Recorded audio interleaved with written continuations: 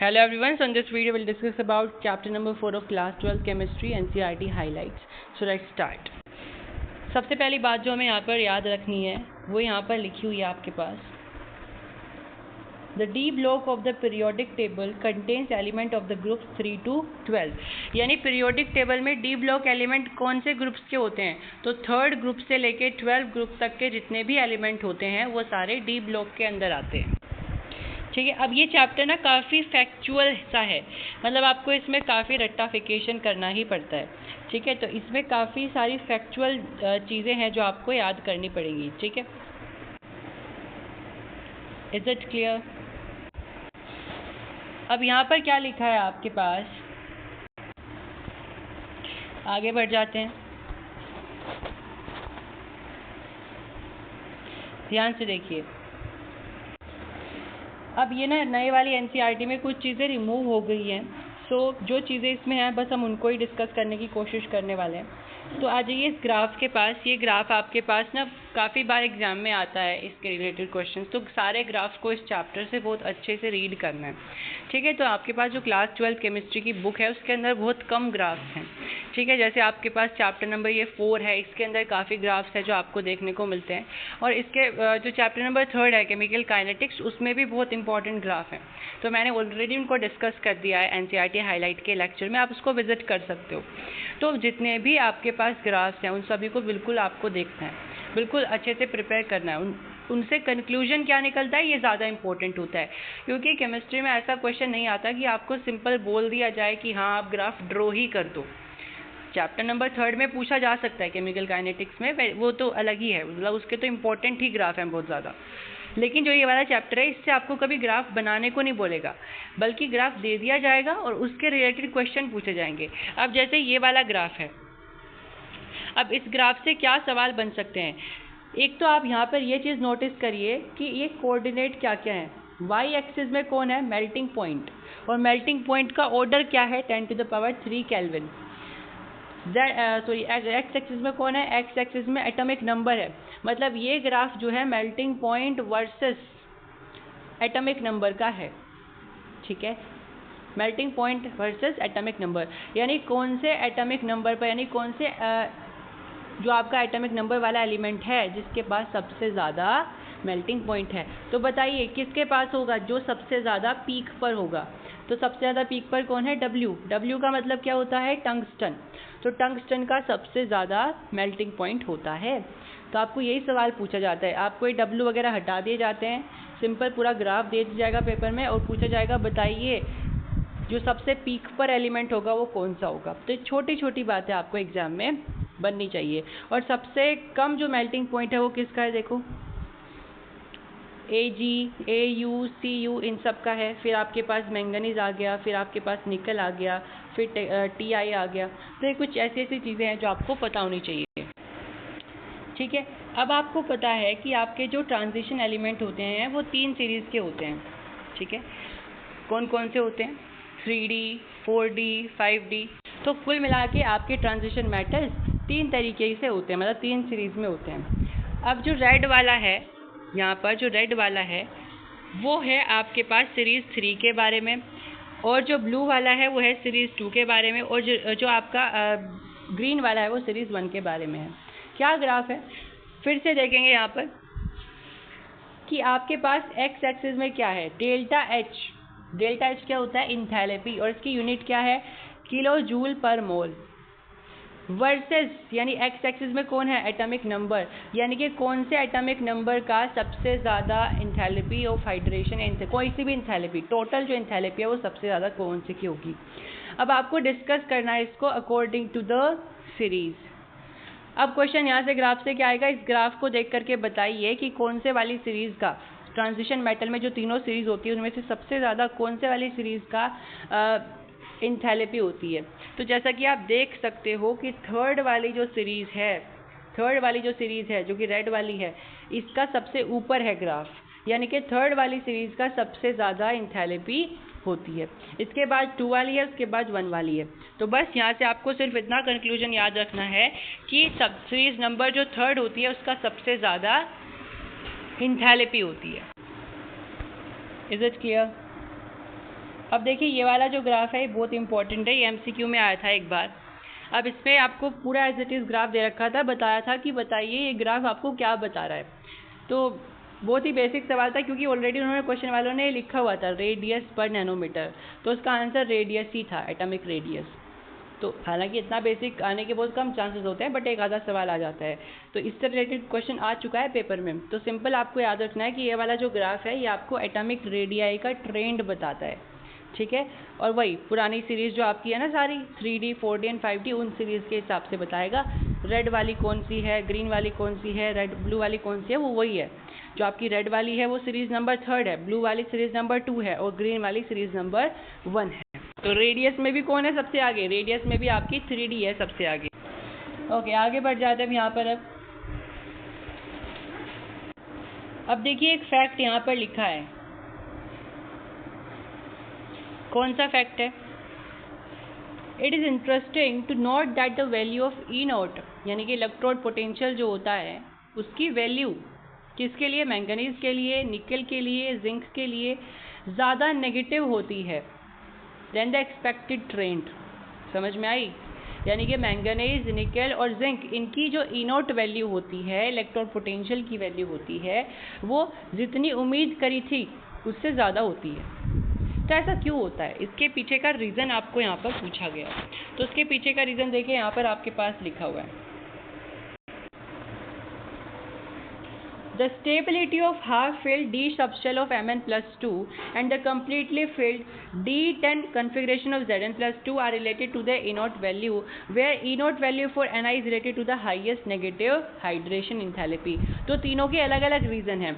अगर हम मैंगनीज की बात करें तो मैंगनीज में जो उसकी हाफ फिल्ड कन्फिग्रेशन है डी सबशेल का, वो रिस्पॉन्सिबल होता है उसके हाई ई नॉट के लिए। वहीं अगर हम जिंक की बात करें तो जिंक का D10 का फुल इलेक्ट्रॉनिक कन्फिग्रेशन होता है, इस वजह से उसमें स्टेबिलिटी होती है और स्टेबिलिटी की वजह से उसमें इलेक्ट्रोड पोटेंशियल की वैल्यू हाई होती है। और अगर हम बात करते हैं निकल की, तो निकल के पीछे रीज़न होता है हाइड्रेशन का, हाइड्रेशन इंथैल्पी हाई होने का कारण होता है इसके पीछे, ठीक है, ठीक है। अब देखिए यहाँ पर क्या लिखा है, The ability of fluorine to stabilize the highest oxidation state is due to either higher lattice energy, as in the case of COF3, or higher bond enthalpy terms for the higher covalent compounds VF5 या CrF6। यानी कि fluorine जो है वो high oxidation state को भी stabilise कर देता है, यानी कोबाल्ट जैसे हाई ऑक्सीडेशन वाली नंबर वालों स्पीसीज़ के साथ भी बॉन्ड बना लेता है अच्छी तरीके से। तो फ्लोरीन के पास ऐसी कौन सी ताकत होती है कि वो हाई ऑक्सीडेशन स्टेट को भी स्टेबलाइज कर सकता है? तो इसके पीछे का सबसे पहला कारण होता है हाई लैटिस एनर्जी, यानी इसकी जो लैटिस एनर्जी होती है वो बहुत हाई होती है। दूसरा कारण क्या होता है? दूसरा कारण होता है हाइयर बॉन्ड इंथैल्पी, यानी कि जब ये बॉन्ड बनाता है तो बहुत एनर्जी के साथ, हाई इंथैल्पी के साथ बनाता है, जिसको तोड़ना बहुत ज़्यादा मुश्किल होता है। अगर उस बॉन्ड को तोड़ना है तो आपको बहुत ज़्यादा एनर्जी वेस्ट करनी पड़ेगी, ठीक है। तो बहुत ताकत के साथ ये बॉन्ड। अब देखिए हम लैंथेनॉइड की कैरेक्टरिस्टिक्स रीड कर रहे हैं। अब लैंथेनॉइड में ना एक इम्पॉर्टेंट एक एलिमेंट आता है जिसका नाम होता है सिमेरियन।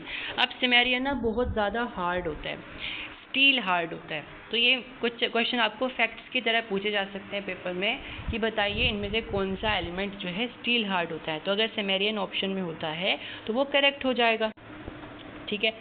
फिर यहाँ लिखा है many trivalent lanthanoid ions are coloured both in the solid state and in the aqueous solutions.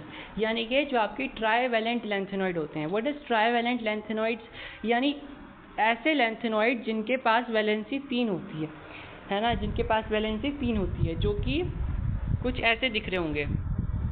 अगर हम लैंथेनॉइड को Ln से डिनोट कर रहे हैं तो उसके ऊपर +3 का चार्ज होगा।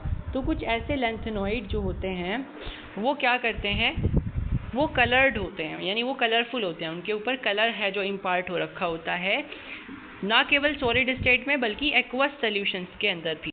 लेकिन एक होता है La+3, एक होता है Lu+3। La को हम बोलते हैं लैंथेनम और जो आपका Lu होता है वो होता है ल्यूटेशियम, है ना, ल्यूटेशियम। LUTETIUM, ठीक है, ल्यूटेशियम। अब ये दोनों क्या करते हैं, ये दोनों कोई भी कलर इम्पार्ट नहीं करते, ठीक है, ये चीज़ आपको याद। ओके, आगे बढ़ जाते हैं।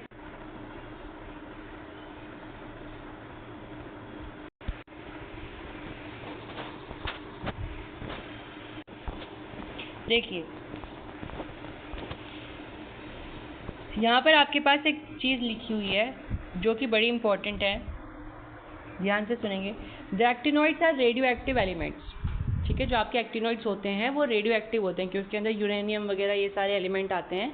और आपने अपनी जूनियर क्लासेस में रीड करा होगा कि यूरेनियम क्या होता है, एक रेडियो एक्टिव एलिमेंट होता है। ना सिर्फ यूरेनियम, बाकी ये सारे होते हैं ना रेडियो एक्टिव एलिमेंट, वो भी इसी के अंदर एक्टिनोइड्स के अंदर आते हैं। अब ये क्योंकि रेडियो एक्टिव होते हैं तो इनके पास रिलेटिवली लॉन्ग हाफ लाइफ्स होती हैं। हाफ लाइफ्स क्या होती है, हम इसको चैप्टर नंबर 3 में ऑलरेडी पढ़ चुके हैं केमिकल काइनेटिक्स के अंदर। बस अभी ध्यान रखिए कि जो एक्टिनोइड्स होते हैं ना, इनके पास हायर हाफ लाइफ्स होते हैं जो कि रेंज कर सकते हैं from a day to 3 minute for lawrencium, मतलब 24 घंटे से लेकर 3 मिनट तक भी हो सकता है इनकी हाफ लाइफ्स। तो हाफ लाइफ का समय कब से कब तक है, इनका वेरी कर सकता है। कुछ एलिमेंट ऐसे भी होते हैं जो 24 घंटे तक उनकी हाफ लाइफ होती है, और कुछ एलिमेंट ऐसे भी होते हैं, फॉर एग्जांपल लोरेंशियम, ठीक है, फॉर एग्जांपल लोरेंशियम की हाफ लाइफ सिर्फ 3 मिनट होती है। Is it clear? अब देखिए यहाँ पर कुछ इंपॉर्टेंट चीज़ें आपको रीड करनी है इस वाले पेज पर, ध्यान से सुनते हुए चलेंगे। V2O5 catalyse the oxidation of SO2 in the manufacture of sulphuric acid. देखिए जब भी हम SO2 की मदद से, है ना, SO2 की मदद से जब हम सल्फ्यूरिक एसिड बनाते हैं, H2SO4 बनाते हैं, तो उसके लिए हम एक कैटलिस्ट का यूज़ करते हैं। उस कैटलिस्ट का नाम क्या होता है, उस कैटलिस्ट का फॉर्मूला क्या होता है, V2O5 होता है, ठीक है, V2O5 होता है। तो ये कैटलिस्ट याद रखने हैं, पेपर में पूछा जा सकता है कि SO2 से H2SO4 बनाने के लिए, यानी सल्फ्यूरिक एसिड बनाने के लिए आप कौन से कैटलिस्ट का यूज़ कर रहे होते हो, तो V2O5 का यूज़ करते हो। Is it clear? फिर अगली चीज़ क्या है यहाँ पे, TiCl4 with AlCH3 whole thrice forms the basis of Ziegler catalyst use in the manufacture of polyethylene, यानी पॉलीएथिलीन को बनाने के लिए जो आपके पास जिगलर कैटलिस्ट यूज़ होता है उसके लिए TiCl4 यूज़ किया जाता है along with AlCH3 whole thrice, ठीक है। तो मतलब कैटलिस्ट यूज़ करने के लिए आप कहीं ना कहीं D एंड F ब्लॉक का यूज़ कर रहे हो, समझ में आई बात। तो D एंड F ब्लॉक के जो एलिमेंट है वो आपके यूजफुल होते हैं इन द कैटलिस्ट ऑल्सो। तो यहाँ पे वही बताया गया है कि जिगलर कैटलिस्ट बनाने के लिए जो कि काम आता है पॉलीथिन बनाने के लिए, तो जिगलर कैटलिस्ट बनाने के लिए आप TiCl4 का इस्तेमाल करते हो along with AlCH3 whole thrice, ठीक है। Iron catalyst are used in the Haber process for the production of ammonia from nitrogen gas या हाइड्रोजन गैस का मिक्सचर, ठीक है। तो NH3 बनाने के लिए from H2 and N2 Haber process का इस्तेमाल होता है, और हेबर प्रोसेस में हम क्या यूज़ कर रहे होते हैं, निकल कैटलिस्ट का यूज़ करते हैं, आयरन कैटलिस्ट का यूज़ करते हैं। और निकल कैटलिस्ट का काम क्या होता है, हाइड्रोजिनेशन का होता है, ठीक है। एक वोकर प्रोसेस भी होता है, तो in the Wacker process the oxidation of ethyne to ethanol is catalysed by PDCl2। तो वोकर प्रोसेस में हम क्या कर रहे होते हैं, इथाइन से इथेनॉल बनाते हैं, इसके लिए हम PDCl2 का इस्तेमाल करते हैं, ठीक है, कैटलिस्ट की तरह।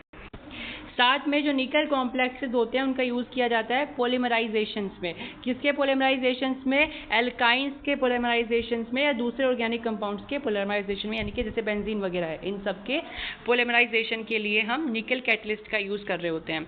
साथ में the photographic industry relies on the special light sensitive property of AgBr। साथ में जो आपका AgBr होता है, सिल्वर ब्रोमाइड होता है, उसके बहुत ज़्यादा एप्लीकेशंस होते हैं फोटोग्राफिक इंडस्ट्री में। क्यों? क्योंकि इसके पास एक स्पेशल लाइट सेंसिटिव प्रॉपर्टी होती है। तो ये भी क्या है, ये भी आपका D एंड F ब्लॉक से बिलोंग करता है एलिमेंट। तो सारे एलिमेंट आपके कहाँ से बिलोंग कर रहे हैं, ट्रांजिशन एलिमेंट से बिलोंग कर रहे हैं। तो आप ऐसा बोल सकते हो कि इसकी बहुत सारी एप्लीकेशंस होती हैं कैटलिस्ट वाले फील्ड में भी, ठीक है। So that is for the video, hope you are subscribe to the channel.